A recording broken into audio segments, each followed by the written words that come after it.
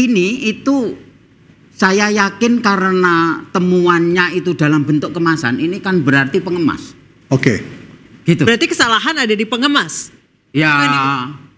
Ya iya. Pak Hairul, HET terakhir diperbaharui itu berarti Agustus 2024 di pemerintahan sebelumnya. Ya. Tadi Pak Hudori mengatakan bahwa HET sekarang sudah tidak masuk akal. Nggak ada rencana di revisi kah? Kalau misalnya udah mepet banget ternyata merugikan konsumen jadinya? Sebenarnya bukan anu saya ya menjawab ini ya kan. Mestinya kementerian terkait ya perdagangan dan pemerintah. Ya. Oke. Tapi saya kira memang kalau memang dirasa sudah tidak masuk akal dengan tentunya dengan perhitungan-perhitungan yang rasional begitu kan. Ya saya kira penting ketidakwajaran ini disampaikan ke pemerintah ya dalam konteks ini ya Kementerian Perdagangan misalnya untuk memastikan bahwa HET itu memang selalu dalam angka yang wajar gitu. Kalau ya. Anda melihatnya sendiri kan 6 bulan terakhir harga CPO 15-16 ribu per kilogramnya, Anda melihat ya masih wajar atau tidak HET segini? Kalau wajaran saya kira tentu ini kan bicara soal produksi hari ini kemudian belum tidak juga langsung didistribusikan hari ini kan ya. Tentu produsen tentu juga paham dalam konteks produksinya bagaimana kan, bagaimana menyesuaikan antara harga dengan harga pasokan sehingga proses produksi itu bisa berjalan sesuai dengan harga yang ditentukan kan gitu. Nah, kalau saya melihatnya sih ini ada dalam konteks HET-nya dulu ya. Ini ada mungkin bukan kelalaian tapi ada yang terlewat ya mungkin dalam konteks evaluasi harga gitu ya. Mestinya mungkin sebenarnya bisa didiskusikan untuk penyesuaian HET, tapi kemudian ya baru kita ketahui justru bahwa ketidaksesuaian itu sudah terjadi cukup lama ya setelah ada sidak dan kemudian ditemukan ada kecurangan. Tapi kan HET ini kan juga ada sisi politis ya Mas. Ya. Kan ketika kita menentukan harga per liter, apakah itu di BBM atau di minyak, itu maksudnya ada hitung-hitungan politis. Apakah Mas juga melihat ini juga ada faktor politis dalam menentukan HET yang sekarang beredar? Pasti ya karena kaitannya dengan hajat hidup orang banyak, kepentingan masyarakat, kepentingan umum ya. Pasti ada hal politisnya ya. Tapi tentu itu juga tidak bisa kemudian mengorbankan salah satu pihak dalam rantai ini ya, dalam rantai mulai dari hulu ke hilir ini. Baik. Sehingga tentu hal itu ya perlu didiskusikan dan pemerintah saat ini saya kira dalam konteks perbaikan pembenahan ya saya kira akan bersedia berdiskusi dan menerima banyak saran masukan termasuk dari pedagang, dari para pemerhati ya tentunya juga sejauh ini sudah ada masukan belum sih konteks perlindungan konsumen ya Mas Hairul? Sudah pernah ada masukan atau diskusi terkait masalah minyak ini atau baru setelah justru ya, saya kira sudah ada dan saya kira sidak menteri justru kan ada laporan ya. Saya kira pasti ada karena ada informasi awal ya, ada keluhan, ada ada masukan gitu yang kemudian dilanjutkan dengan kegiatan sidak dan kebetulan sidak itu membuahkan hasil yang cukup menarik gitu ya dan yang saya juga kalau saya melihat perlu diapresiasi juga langkah cepat berkoordinasi dengan kepolisian dengan dengan penegakan hukum gitu ya. Sehingga masyarakat juga tidak terburu-buru gaduh dan melihat bahwa ada proses penegakan hukum yang berjalan itu yang saya kira penting walaupun dia Kementerian Perdagangan agaknya terlewat dalam koordinasi ini gitu. Nah Mas Mufti sebagai ketua BPKN apakah BPKN sudah pernah dalam kasus minyak kita yang saat ini sudah pernah bertemu langsung untuk melaporkan langsung pada Presiden ataupun Kemendak atau menteri terkait lainnya? Ya, kami sudah rekomendasi waktu 2022 kan gitu.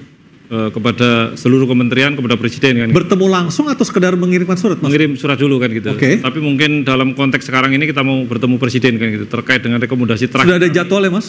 Ya, sedang dalam penyusunan karena kami lagi membentuk tim pencari fakta kan gitu Pak. Karena fakta dari hulu ke hilir menghitung harga pokok, harga sampai ke harga jual atau kemudian sampai ke HET ini kan ada subsidi pemerintah kan gitu di sini. Jadi harus dipahami bahwa ini produk politik kan gitu yang memang harus kita lihat dari sisi-sisi yang lain. Dan ketika semua sudah ketemu, para expert juga kita dan seluruh kementerian kita juga minta keterangannya, ya tentu kami akan sampaikan ke presiden karena putusan ini juga tentu terkait dengan putusan presiden ketika nanti misalnya mengubah HET, kemudian mengatur tata kelola dari hulu ke hilir, dan tentu audit kita harus jalankan supaya semua mata rantai ini tentu harus tertegas, artinya jelas kan gitu, jangan sampai ada orang-orang yang bermain di ruang-ruang ini kan gitu. Ketika satu sisi mata rantai ini ada yang main, ya tentu semua akan menjadi masalah dan ujung-ujungnya kami menjadi korban kan itu. Nah, terkait tadi supply chain yang sampai 3 sampai 4 itu kayaknya udah lagu lama ya di Indonesia. Itu gimana yang mengatasinya? Itu tadi ketika ada overlap. Mungkin nanti Mas Hero bisa tambahin mungkin. Ya, ketika ada overlap, artinya produsen merangkap distributor, distributor merangkap produsen, ini kan overlap kan gitu. Itu mestinya sikap tegas dari pemerintah harus ada kan gitu. Di-cut atau ditutup atau di apalah yang sekarang baru dalam tanda kutip ujuk-ujuk sekarang pada disidak, pada ditutup, pada disegel dan sebagainya. Tapi kan konsumen korban lagi, nggak dapat barang sekarang kita kan gitu. Mahal lagi harga itu kemudian. Mata rantai ini harus diperhitungkan, jangan hanya sekedar sidak-sidak, sekedar menutup-menutup, tapi konsumen bagaimana kan gitu. Tetapi catatan kami adalah sekarang banyak pilihan minyak kita ini kan gitu. Artinya yang premium ada, yang curah juga ada. Jadi tetapi kualitasnya tolong dijaga ini karena sekali lagi yang minyak kita aja seperti itu kondisinya kan gitu, hitam kemudian hanya sekali pakai dan sebagainya. Tentu kami curiga ini sedang kita uji lab kan gitu misalnya. Baik. Untuk meyakinkan bagaimana kualitas ini benar-benar terjaga sesuai dengan spek kan gitu. Baik, Mas Mujib, dari sisi pedagang apa yang bisa mereka lakukan saat ini untuk mensiasati mereka tetap bisa berjualan tetapi dengan pasokan minyak kita yang susah didapat di pasaran? Jadi gini Pak, kami itu awalnya sudah masa bodoh lah dengan minyak kita itu. Karena emang susah didapat. Gitu loh. Jadi gini, minyak kita itu kan berasal dari DMO yang 20% dari ekspor. Hasil ekspor. Ya. Jadi dari kuota ekspor lah gitu. Nah, saya kurang sepakat kalau kemudian ini dihitung berdasarkan harga CPO. Kenapa? Kan ini hanya ngurangi keuntungan saja.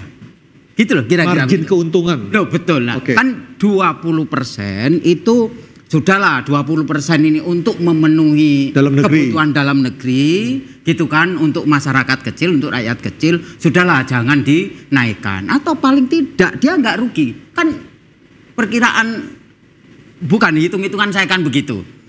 Apalagi hampir semua produsen itu punya kebun, Pak.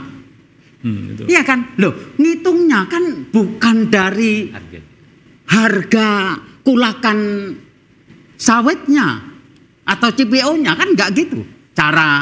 Bukan cara awam saya ngitung gitu loh. Jadi kalau saya punya kebun, punya apa ya kan, ya ngitungnya ya dari mulai tanam sampai ini akhirnya menjadi HPP dan lain sebagainya. Semua produsen itu punya kebun. Gitu ya. Justru sebagian besar ya pabrik minyak goreng itu tidak punya kebun. Ya. Bahwa ada perusahaan yang terafiliasi dalam grup itu iya itu. Tapi itu dikelola oleh PT yang berbeda, oleh perusahaan yang berbeda. Misalnya Wilmar, Sinarmas, apa segala macam itu semuanya punya kebun, Pak. Punya. Jadi nggak sepakat juga saya kalau misalnya kemudian ini ya kan coba itu Wilmar itu terbesar loh, ya kan? Ya saya sampai nyebut itu. Jadi ya mungkin adalah 1-2 yang produsen itu. Yang saya tahu adalah pengemas itu memang tidak mesti punya itu dan memang dia dari produsen ya. Pengemas.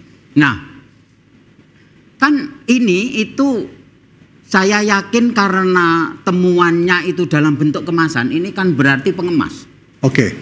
Gitu. Berarti kesalahan ada di pengemas. Ya. Ya iya. Oke. Logikanya kan begitu. Baik, kita akan kembali usai jeda, tetap di Interupsi.